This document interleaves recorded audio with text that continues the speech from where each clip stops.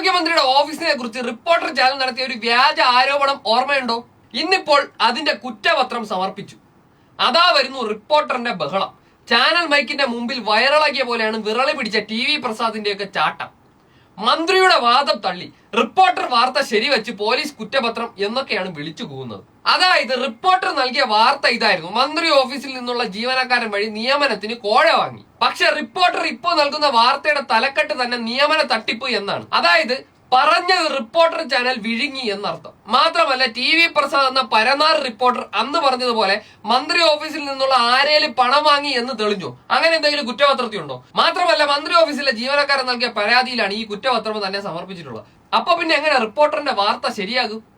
പിന്നെ ഇവർ പറയുന്ന വേറൊരു കാര്യം, നിയമന തട്ടിപ്പ് നടത്തിയ സാമ്പത്തിക ലാഭം ലക്ഷ്യമിട്ടെന്ന റിപ്പോർട്ടറിന്റെ വാർത്ത ശരിയായി എന്നാണ്.